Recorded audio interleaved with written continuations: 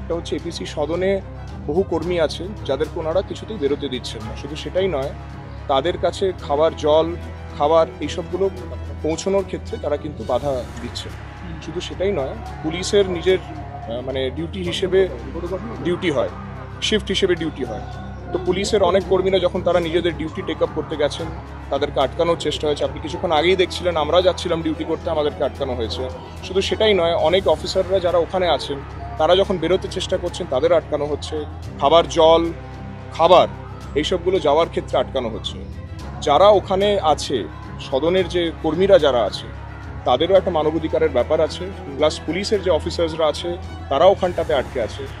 যে শান্তিপূর্ণ প্রতিবাদে আমাদের কোনো আপত্তি নেই, কিন্তু যদি এরকমভাবে খাবার, জল, খাবার জিনিস সেইগুলো আটকানো হয়, অনেকক্ষণ ধরে কাল সকাল থেকে সব লোকজন এখানে আছে, তারা যখন ঢোকবার চেষ্টা করছে, পুলিশের বিশেষ করে যখন ঢোকার চেষ্টা করছে, বেরোনোর চেষ্টা করছে, বহু এখানে ইনসিডেন্টস হয়েছে, এখানে ধাক্কাধাক্কি দেওয়া হয়েছে, আটকানো হয়েছে।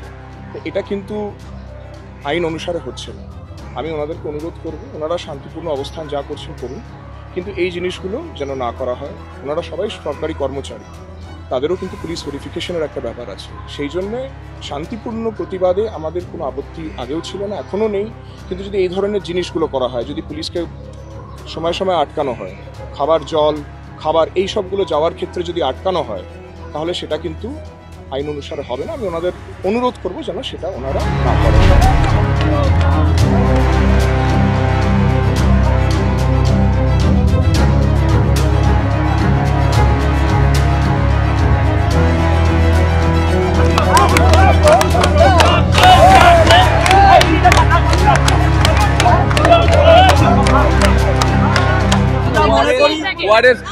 আমরা মনে করি এই বিল্ডিংটা আমাদের অথরিটি এবং আমরা এই বিল্ডিং এর কাছে দায়বদ্ধ।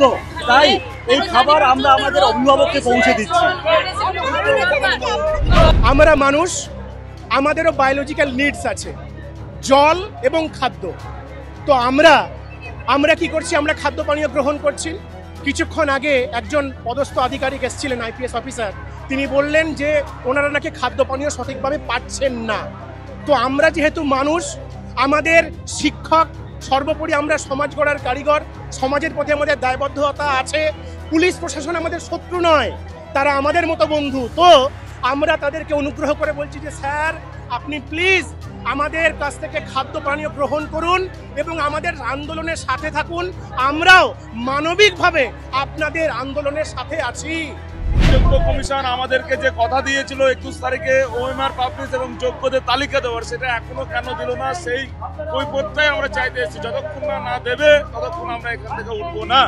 এবং আমরা এটাও বলতে চাই, সমাজে প্রত্যেকটা ব্যক্তি এবং আমাদের যারা ছাত্রছাত্রী যাদেরকে আমরা প্রতিনিয়ত বিভিন্ন রকম সৎ পথে চলার জ্ঞান দিয়েছি, তারা যাতে আমাদের এই আন্দোলনের সপক্ষে আসে এবং আমাদের পাশে এসে দাঁড়ায়। কারণ আজকের এই লড়াই ভবিষ্যৎ প্রজন্মের জন্য লড়াই।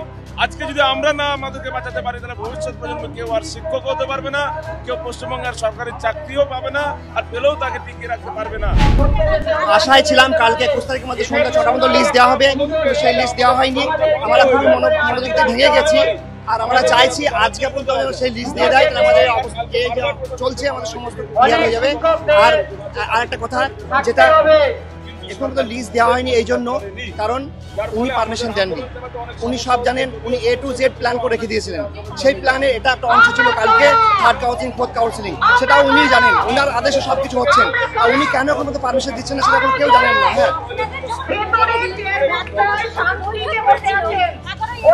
প্রাপ্তবয়স্ক কাল থেকে ভুলভাল বকছেন, এটা একদম ভাওতাবাজি, এটা একদম ভাওতাবাজি কথা বলছে। এটা আমাদের ললিপপ দিচ্ছে, জাস্ট আমাদের ডিভাইডেড রুল। ওরা পুরো পলিটিক্যাল ডিভাইডেড রুল খেলছে আমাদের সঙ্গে। হ্যাঁ, প্রথমে বললো যে গ্রুপ সি গ্রুপ ডিকে আলাদা করতে হলো, তারপরে এবার থার্ড কাউন্সিলিং ফোর্থ কাউন্সিলিং আলাদা করছে, আমাদেরকে পুরো ভাঙার চেষ্টা করছে, আমাদের এই গ্রুপটাকে ভাঙার চেষ্টা করছে, আর কিছু নয়। এটাই প্ল্যান হবে।